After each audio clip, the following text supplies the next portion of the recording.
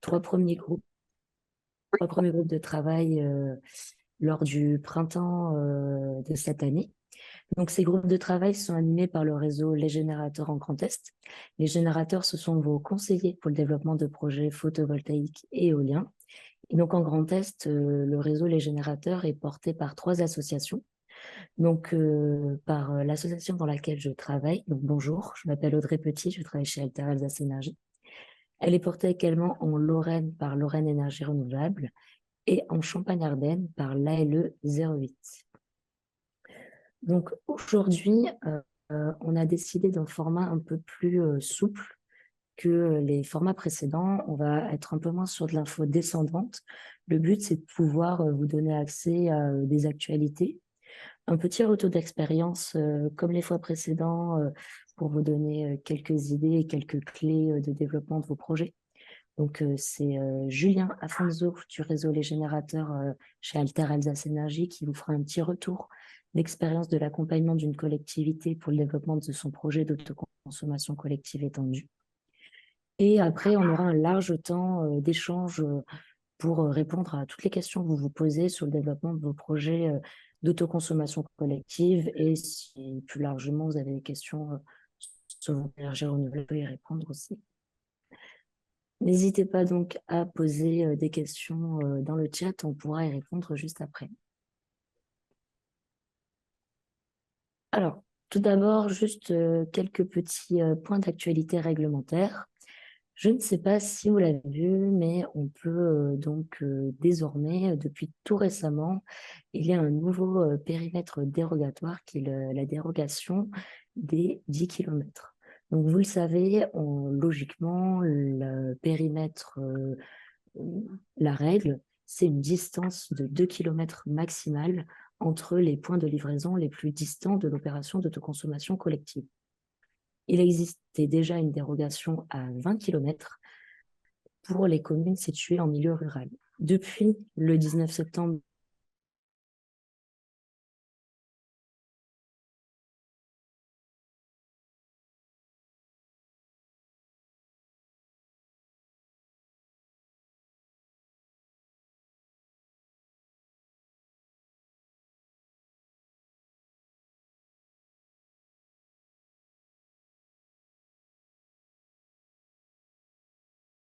qui sont lesquelles c'est une demande qui doit être réalisée par la personne morale organisatrice et une demande qui doit donc être motivée pour des raisons de réalisation financière ou politique ou autre, mais il faut des motivations. Il faut toujours adresser une lettre motivée.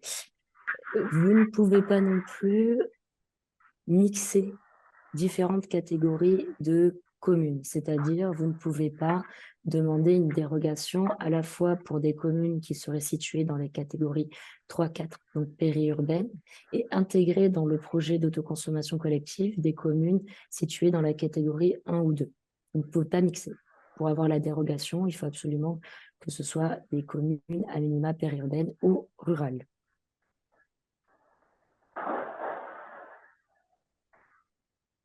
Deuxième actualité réglementaire, vous avez peut-être suivi cette dernière puisqu'elle est un peu plus ancienne, on va dire.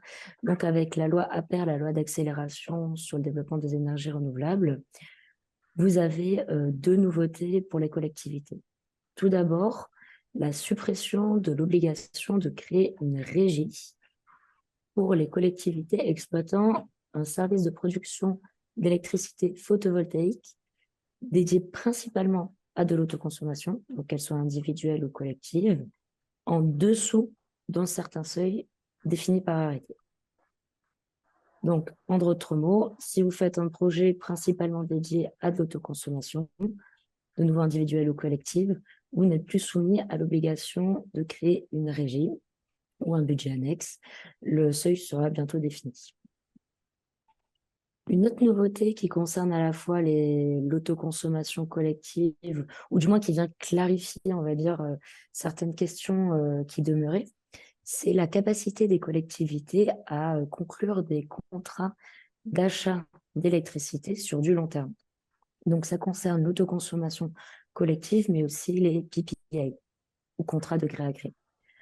Donc, avec l'article 86 de la loi APER, les collectivités ont désormais la capacité de conclure des contrats de vente directe d'électricité, donc d'achat d'électricité à long terme, donc dans les conditions prévues par le Code de la commande publique. Donc, qui dit dans les conditions prévues par le Code de la commande publique, on attend encore quelques clarifications, mais on imagine que cela sous-entend via le respect des seuils de mise en concurrence. Et deuxième précision, ce contrat d'achat à long terme d'électricité peut donc surpasser les critères habituels de mise en concurrence périodique, puisque la durée du contrat peut être définie en tenant compte de la nature des prestations et de la durée d'amortissement des installations nécessaires à leur exécution. En d'autres termes, sur l'installation photovoltaïque, on peut très bien conclure un contrat d'achat d'électricité photovoltaïque sur 15-20 ans, durée estimée pour ce projet-là d'amortissement de l'installation. Donc ça, c'est la grande nouveauté. On attend encore quelques précisions sur les conditions prévues par la commande publique, c'est question de seuil, etc. Alors, est-ce que mes collègues peuvent couper le micro qui fait du bruit? Merci beaucoup. Voilà. Donc, pardon. Et donc, tout de suite, je vais passer la parole à Julien Fonzo de chez Alter Alsace Énergie pour nous faire un petit retour d'expérience sur l'accompagnement d'un projet d'autoconsommation collective. Bonjour tout le monde. Audrey m'a demandé de présenter un projet qui aboutit sur de l'autoconsommation collective patrimoniale sur la nouvelle commune de Truchtersheim. Donc pour faire un peu l'historique, je dirais, du projet, c'est une commune qu'on accompagne déjà dans le cadre du conseil en énergie partagée. On a fait donc d'abord une mission de sobriété puis d'efficacité sur les bâtiments publics de la commune et une toiture, celle de l'église de Pfettisheim, montrait des petits signes de faiblesse et des problèmes un peu d'étanchéité. Et on s'est posé, enfin, il y a eu des travaux qui étaient lancés pour de la réfection de toiture. Et donc j'ai appris ça au cours d'une réunion et on a discuté pour mettre du photovoltaïque finalement. Euh, donc la toiture était idéalement orientée, comme souvent les églises, et ce projet a été lancé comme ça suite à une réunion de travaux d'efficacité. Le projet a débuté en prévision d'une revente Allô? totale. Oh, il y a des problèmes, vous m'entendez bien? Parce Ah, qu'apparemment, il y a non, là, je suis en visio en même temps, donc je baisse le son pour vous entendre. Allez-y. D'accord. Du coup, le premier projet, c'était vraiment sur de la revente totale, Ouais. qui a un peu poussé sur de Oui. l'autoconsommation collective, c'est vraiment Ah, d'accord, ça y est, FCL, ça y est, oui, ah, ça y est, Oui, oui. pensez juste à couper vos micros si... Merci. Ça a été lancé après sur de l'autoconsommation collective au vu des augmentations de l'électricité. Le projet il y a eu un début de réflexion dessus. Les travaux étaient lancés, mais on a juste changé finalement le mode de pensée. Donc des études ont été réalisées. Ensuite, pour que ça devienne intéressant, il fallait augmenter le périmètre d'autoconsommation. C'est à ce moment-là qu'on a demandé la dérogation, la fameuse dérogation, des 20 kilomètres pour pouvoir autoconsommer sur les trois communes, parce que la commune nouvelle compose trois anciennes communes, et pour pouvoir consommer sur tous les bâtiments de la commune nouvelle, on a mis en place une demande qui a été réalisée par courrier au ministère de l'Environnement pour pouvoir et de la transition énergétique pour pouvoir avoir cette dérogation. Et on a eu cette dérogation, ce qui a pu lancer le projet en autoconsommation collective. Une autre toiture était en attente en contrat de rachat, une autre toiture photovoltaïque. Et on l'a aussi intégré du coup dans l'autoconsommation collective. Donc, ce qui fait qu'aujourd'hui, deux installations fournissent de l'électricité produite sur ces deux toitures et autoconsommée à 80% sur la commune. Donc, on a choisi la répartition automatique pour la consommation, la répartition de consommation. Et d'ici un an, on pourra voir, enfin après un an de fonctionnement complet, on pourra voir si c'est intéressant au niveau financier ou s'il faut partir sur un autre mode de répartition. Voilà.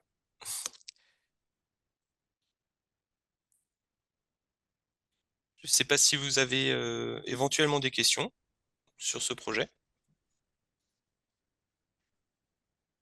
Et donc, Julien, quelle est la puissance installée et il y a combien de consommateurs?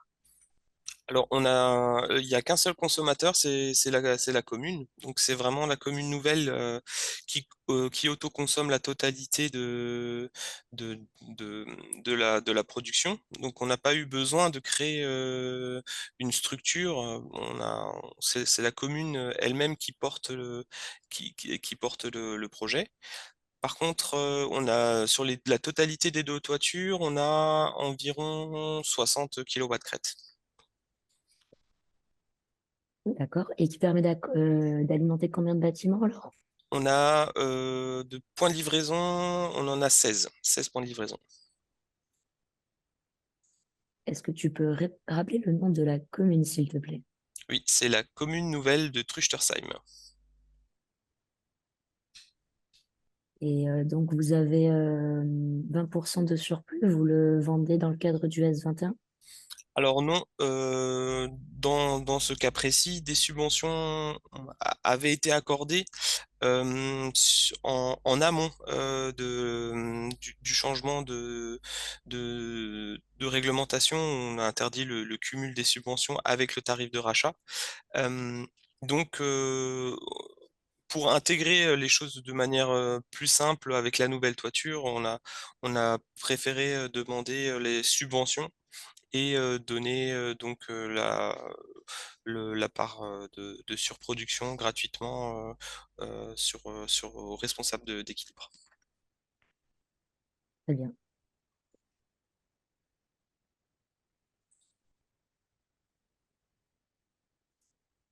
Merci. Pour le moment, on n'a pas de questions. Si. Alors, quels sont les types de bâtiments concernés? J'imagine que le fait d'avoir des bâtiments avec des utilisations différentes a permis d'optimiser le taux d'autoconsommation.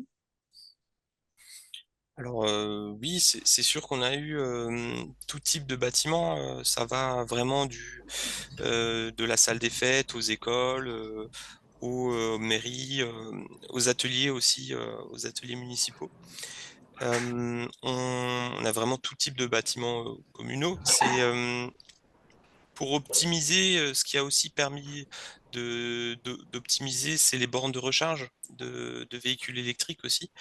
Et, euh, et on a quand même de fortes consommations sur certains bâtiments en période estivale, puisque c'est des grandes salles qui peuvent accueillir du public et qui sont climatisées. Donc aujourd'hui, c'est surtout ça qui a permis sur la période de production maximum l'été de simuler l'absorption maximum, quoi.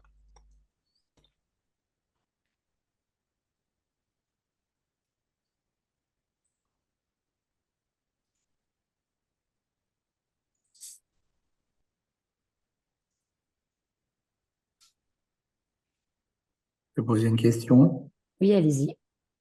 Euh, Quand vous parlez de la dérogation des 10 kilomètres, moi actuellement je suis sur un projet où il est dit que l'autoconsommation peut fonctionner sur 2 kilomètres. Moi je suis une commune périurbaine, donc je pourrais prétendre à la dérogation des 10 kilomètres si j'ai bien compris. Mais qu'est-ce qui fait la différence entre de pouvoir autoconsommer sur 10 kilomètres plutôt que 2? Qu'est-ce qu'il faut faire pour pouvoir consommer sur une distance aussi importante? Alors, dans notre cas, c'était le fait d'avoir une commune nouvelle étalée sur un rayon de 8 km qui a permis de pouvoir demander la dérogation parce que c'était dans le cadre de l'autoconsommation pour une seule commune. Ça a été finalement le principal point qu'on a souligné pour pouvoir obtenir la dérogation. Euh, il faut pouvoir le justifier d'une manière finalement euh, pratico-pratique sur le terrain. Qu'est-ce qui fait qu'on aurait besoin pour rendre intéressant cette installation? Euh, le,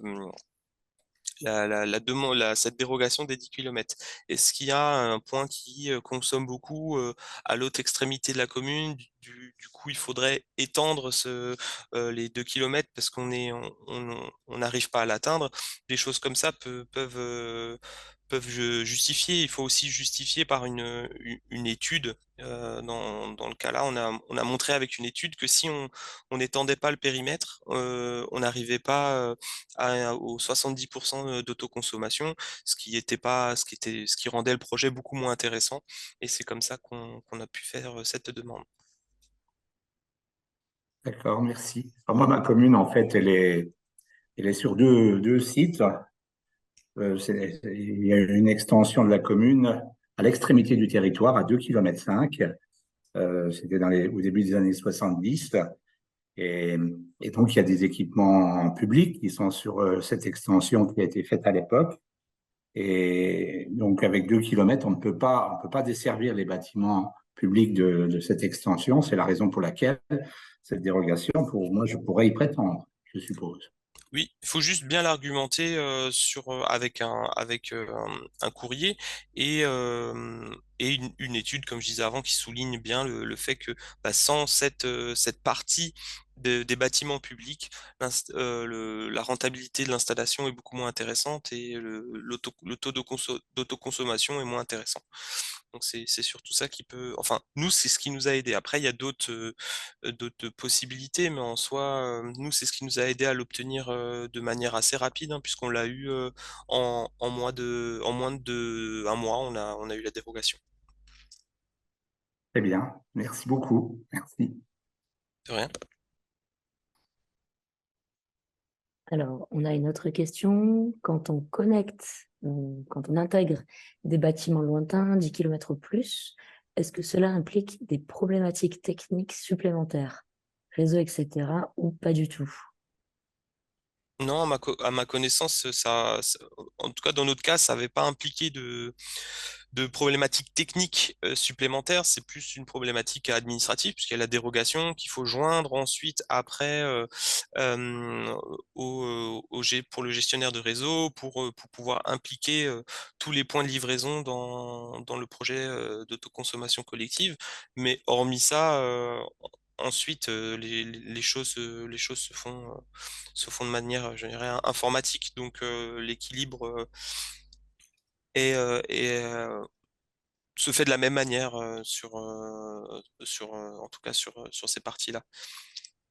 Hormis le raccordement, mais le raccordement, c'est plus lié à la production que à l'autoconsommation. Donc, effectivement, ça, c'est toujours dans tous les cas de création de de toiture photovoltaïque, c'est quelque chose qui a dimensionné en amont, quoi. Mais ça, c'est bien connu. Oui, hein, alors on le rappelle, le partage de l'énergie est totalement virtuel. Les électrons transitent sur le réseau. Donc effectivement, quand on connecte, c'est de façon totalement virtuelle. C'est simplement Enedis ou votre gestionnaire du réseau de distribution, si vous êtes chez un établissement local de distribution, qui va ensuite répartir virtuellement la production et les consommations en croisant, donc selon les clés de répartition que vous lui aurez données, clés de répartition dynamique par défaut dans le cas du coup du projet accompagné par Julien ou d'autres, qui va répartir la production calculée par le compteur communicant avec les différentes consommations calculées avec les compteurs communicants de nouveau. Donc sans compteur communicant, vous ne pouvez pas répartir les consommations et les productions. Alors, du coup, Julien, comment est organisée la PMO qui se charge de la facturation? Donc la PMO, il n'y a pas de facturation puisque c'est de l'autoconsommation collective patrimoniale. Donc c'est sur les bâtiments de la commune, enfin c'est les bâtiments de la commune qui autoconsomment la production de la commune. Donc on n'a pas eu à réaliser une autre structure. Euh, la chose qui reste à faire pour la commune, c'est effectivement contrôler régulièrement aussi si la répartition des consommations est intéressante, ce genre de choses. Euh, mais on n'a pas eu besoin de créer de PMO. Ça reste une possibilité. C'est ouvert s'il y a on parle beaucoup d'entreprises sur le secteur qui souhaiteraient éventuellement se raccorder au projet. Donc ça reste ouvert. La possibilité est toujours là, mais actuellement c'est pas nécessaire. Donc c'est pour ça qu'on n'a pas, ça a beaucoup simplifié les démarches, effectivement. Mm. Oui, en autoconsommation collective patrimoniale, on fait juste de la réduction sur facture. Tout à fait. Alors, une question un peu compliquée. À partir de quel taux d'autoconsommation peut-on considérer qu'un projet d'autoconso est intéressant financièrement? J'ai envie de dire, ça dépend du contrat d'électricité des autoconsommateurs. Si on a un contrat qui est très cher, on peut avoir des fois un taux assez bas et qui permettent quand même une certaine rentabilité. Euh, Arbitrairement, on se fixe un peu sur les exigences Climaction des 70%. Ça donne une bonne référence, mais on s'est rendu compte en analysant un peu ce qui se passait sur la commune, que si on rajoutait encore une toiture, c'est un projet d'une troisième toiture, on serait plus aux 70%, mais que ça resterait intéressant financièrement, même si on injectait gratuitement le surplus, puisque l'équilibre est finalement, on a eu la chance d'avoir une toiture à un prix raisonnable qui a été installée durant la construction d'une extension, ce qui a permis de réduire un peu les coûts via le partage d'échafaudage, ce genre de choses, la gestion aussi de la maîtrise d'œuvre qui a pu être intégré dedans, ce qui fait que ça reste intéressant, même sous les 70. Donc on était de mémoire à 57% et on restait quand même intéressant. Mais après, voilà, l'objectif était d'intégrer de nouvelles personnes pour augmenter ce taux d'autoconsommation et pour que finalement l'énergie soit utilisée et permette de développer le territoire avec un tarif intéressant. C'est aussi ça l'objectif. Merci. Et donc, effectivement, en fait, tout simplement pour savoir si votre projet est intéressant financièrement, il ne faut pas hésiter à réaliser des études d'opportunité ou de faisabilité. Donc, le réseau Les Générateurs peut vous proposer des notes d'opportunité sur vos projets photovoltaïques, ou vous pouvez tout simplement contacter un bureau d'études qui pourra vous accompagner dans la démarche.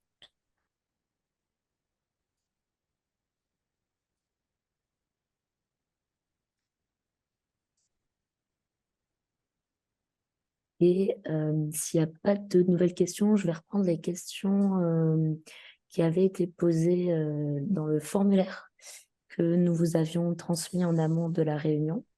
Merci beaucoup, Julien, pour toutes ces réponses. De garde sous la main si de nouvelles questions arrivent. Oui, bien sûr. Merci. Alors, on avait une première question de la part de... Hop là. Monsieur Monnier, je ne sais pas s'il est présent aujourd'hui. Oui. On avait une question, installation photovoltaïque en toiture et au sol, avantages et inconvénients comparés, un mode d'installation est-il plus avantageux que l'autre? Alors là, c'est pareil, ça va dépendre de votre projet. Si vous avez effectivement un petit bout de terrain, on va dire dégradé, inutilisé, pourquoi pas envisager une installation photovoltaïque au sol, puisque aujourd'hui, en dessous de 1 mégawatt crête, vous n'êtes pas tenu obligatoirement et de façon automatique de réaliser une évaluation environnementale. En dessous de 300 kW crête, cette évaluation n'est même pas requise, et entre 300 et 1 mégawatt crête, l'évaluation environnementale est appréciée au cas par cas par les autorités compétentes. Le besoin de réaliser cette évaluation. Donc, les surcoûts inhérents à ce type d'études sont assez vite évacués sur des petits projets de parc au sol. On constate d'ailleurs un développement de ce type de petits projets de parc au sol, donc inférieur à 500 kW crête. Par contre, il faut savoir que sur des parcs au sol, vous ne pouvez pas bénéficier du tarif d'achat réglementé. Contrairement aux installations photovoltaïques en toiture, où vous pouvez bénéficier du tarif d'achat réglementé en guichet ouvert pour le surplus, pour la vente totale, au choix. Sur les installations au sol, ça n'existe pas. Il n'existe que les appels d'offres creux qui sont éligibles pour les installations photovoltaïques au sol supérieures à 500 kW crête. Donc, il faut avoir bien ça en tête. Si vous installez un parc au sol de petite taille, donc inférieur à 500 kW crête, il va falloir maximiser votre taux d'autoconsommation et ou envisager la vente du surplus, pourquoi pas en PPA, donc en gré à gré, soit avec un gros consommateur du coin, en autoconsommation collective, ou alors auprès d'un fournisseur d'énergie. Regarde la question. Ok. On a une question qui a disparu. Bon. On avait une deuxième question, c'était une question de Madame Dakuna. Alors, quel type d'outil pour porter la PMO, quel type de structure, quid de la PMO déléguée globalement?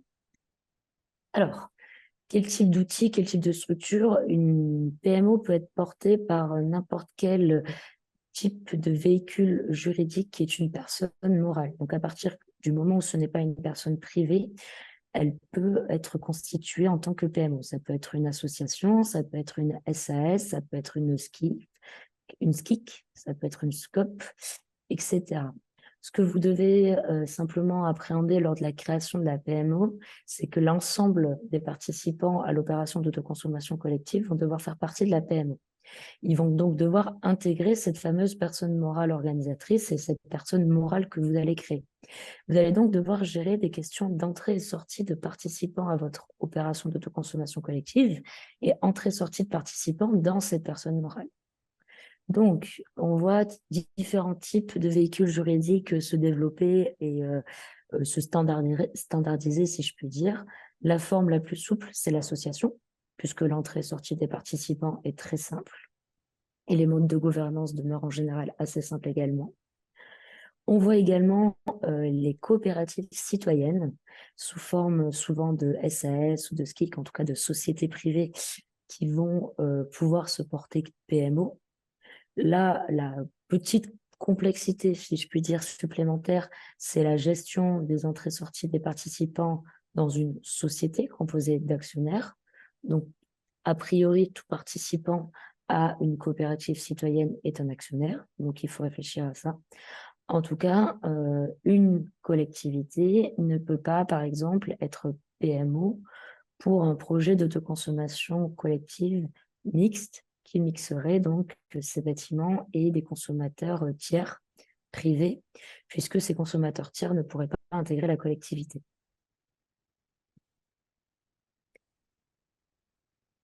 Et il y avait une deuxième sous-partie de questions. Alors,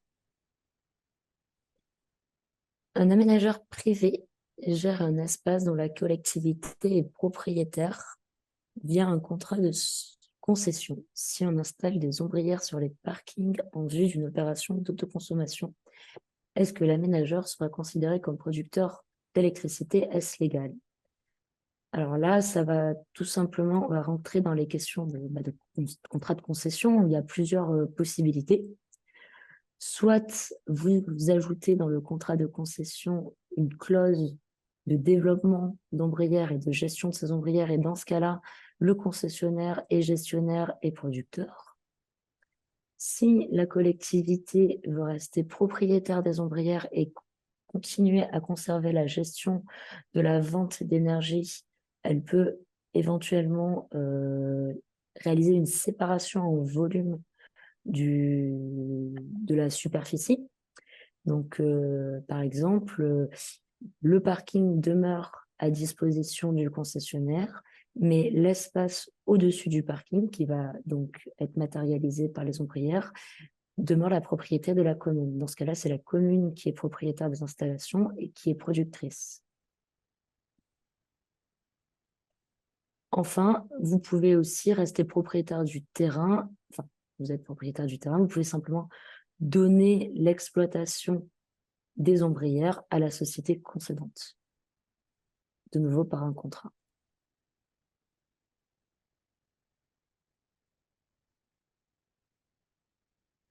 Alors, j'espère que ma réponse était claire pour Madame Dacuna, et j'espère que Madame Dacuna est présente. Ah oui, voilà. Ok. Alors, pensez-vous que l'augmentation du coût de l'électricité annoncée par EDF va favoriser les projets d'ACC? Bah, clairement. Clairement, on le voit très bien dans les différentes études qu'on réalise pour les collectivités, donc des notes d'opportunité de réalisation de projets en autoconsommation collective. Les projets sont de plus en plus rentables en autoconsommation et en autoconsommation collective, notamment sur, bien entendu, les questions à la fois d'autoconsommation collective patrimoniale, puisque pour une collectivité, c'est plus simple, mais ça permet aux collectivités qui souhaitent ouvrir leurs projets à leurs citoyens de garantir un tarif d'achat fixe, ou du moins stable sur du long terme, et un tarif inférieur au prix de marché. Aujourd'hui, on est à des durées d'amortissement en autoconsommation collective très intéressantes, en dessous des 10 ans, quoi, clairement.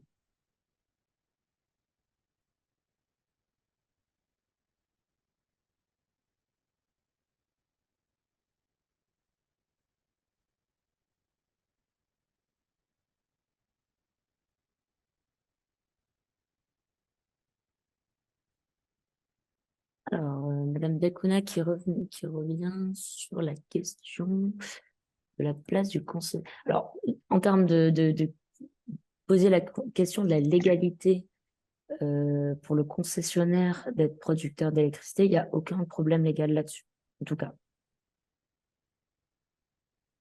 Si c'est ça la question. Et n'hésitez pas à prendre la parole à l'oral si je réponds à côté.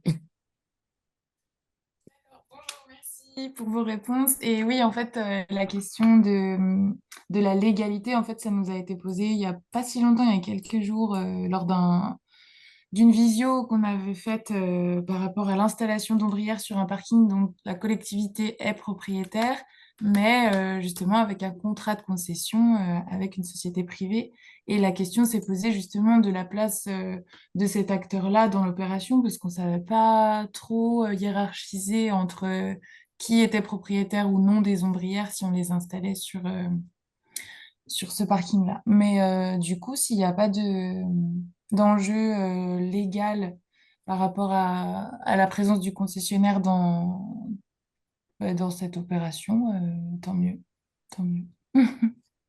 Non, vous êtes sur donc quelle commune? Quelle C'est une collectivité, c'est la communauté de communes Terre-Touloise. terre touloise? Très bien. Et du coup, voilà, il y a un espace dont on est propriétaire du parking, mais c'est une société qui est aménageur, quoi, qui est sous contrat de concession. Et donc, voilà, se poser la question de la structuration d'un contrat ou en tout cas d'un projet avec cet acteur supplémentaire, quoi. Mhm. Dans ce cas-là, vous demeurez propriétaire du parking. Donc, si vous souhaitez Oui, installer l'embrayeur, il n'y a pas de problème, effectivement, quoi. d'accord, ok.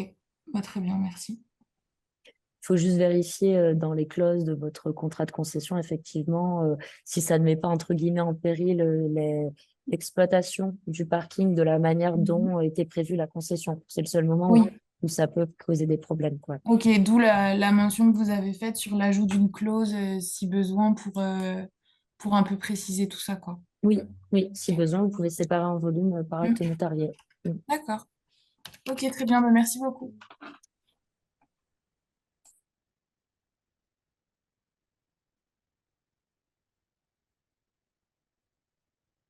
Ok. Alors, si on n'a pas de nouvelles questions, je vous propose de clôturer la réunion d'aujourd'hui. Donc, on vous rappelle simplement nos prochaines interventions. Donc, notre prochain TGNR, comme tous les deuxièmes lundis du mois de l'année, on se retrouve entre midi et midi 30 pour un focus sur une énergie renouvelable. Donc, le prochain, c'est sur la géothermie en Grand Est. Ne manquez pas aussi notre prochain groupe de travail sur les zones d'accélération des énergies renouvelables. Donc, le but de ces groupes de travail, c'est de vous permettre de mieux appréhender à la fois la législation et le mode opératoire pour sélectionner puis développer votre projet de cartographie de zones d'accélération. Donc, le prochain ZGT, pardon, c'est le 22 novembre à 18 h.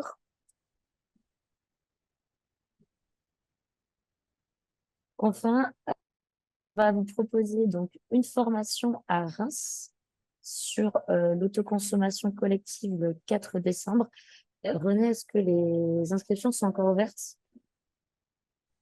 Oui, les inscriptions sont encore ouvertes jusque vendredi. Donc, pour les personnes intéressées par la formation, voilà, elles peuvent s'inscrire d'ici vendredi pour voilà, qu'on puisse clôturer les inscriptions. Ok. Alors, n'hésitez pas à revenir vers nous si vous souhaitez participer à la formation gratuite qui dure une journée. Et il y aura aussi une formation, donc un module introductif au modèle des projets participatifs et citoyens, donc, à Bouzonville le 25 novembre. Et donc, pour nous contacter, vous avez nos contacts juste ici. Donc, pour l'Alsace, vous pouvez passer par moi. Pour la Lorraine, par Thomas Formentin. Et pour la Champagne-Ardenne, par René et Renan. Vous pourrez bien sûr retrouver tous nos replays sur notre chaîne YouTube Grand Est 100% NR. On vous remercie pour votre présence. S'il vous plaît, vous pouvez remettre les personnes. Voilà. Voilà. Je vous demande un instant. Non, mais bien sûr, on va bien sûr vous envoyer le support de présentation d'aujourd'hui qui n'est pas très fourni, mais comme ça, vous aurez nos coordonnées. Et la présentation a donc été enregistrée. Merci. Est-ce que je peux me permettre de poser une dernière petite question? Oui, bien sûr. Bonjour Audrey, c'est Paul. Bonjour. Je vois que vous faites un sacré boulot au niveau de l'autoconsommation collective et je le salue. Vous m'entendez correctement? Oui. Ok. Donc je disais que vous faites un sacré boulot au niveau de l'autoconsommation collective et le travail a l'air d'être assez poussé jusqu'aux demandes de dérogation dont vous parliez un peu plus tôt. Je me posais la question, quelle était la différence entre le travail que vous fournissiez et notamment le travail que fournit les bureaux d'études spécialisés dont tu parlais un peu plus tôt également. Savoir quel était votre entre guillemets, vos limites, là où vous arrêtez là pour l'accompagnement, ou au contraire, si vous pouviez en fait faire des projets de A à Z pour certaines collectivités. Alors, effectivement, très bonne question. Effectivement, Julien est allé jusqu'à accompagner la commune pour obtenir l'autorisation de dérogation. C'était un accompagnement, on va dire, un petit peu privilégié. On ne le fait pas du tout dans 100% des cas. Notre rôle est d'intervenir en amont du projet, c'est-à-dire caractériser le potentiel du projet via les notes d'opportunité pour qu'une collectivité puisse se dire « Ok, ce projet me semble intéressant, je veux y aller ». Et ensuite, on vient en soutien de la collectivité pour réaliser les différentes démarches et notamment le contact auprès des différents prestataires externes adéquats, bureaux d'études pour l'autoconsommation, bureaux d'études structure. Nous, on ne va pas non plus pouvoir accompagner la collectivité qui va rentrer dans un projet plus complexe que de l'autoconsommation collective patrimoniale avec une clé de répartition dynamique par défaut. À partir du moment où la collectivité souhaite rentrer dans des répartitions de consommation et de production plus complexes que de la dynamique par défaut qui demandent là des logiciels que détiennent les sociétés spécialisées là-dessus, on ne pourra pas. Grosso modo, le travail des générateurs, c'est d'impulser le projet et ensuite de diriger la collectivité vers les sociétés privées spécialisées. Donc effectivement, Julien, sur cette partie-là, cette fois-là, pour qu'on puisse nous-mêmes être compétents sur des retours d'expérience étalés jusqu'à la demande de dérogation, ce qui n'est pas le cas dans tous nos accompagnements. J'espère avoir répondu entièrement.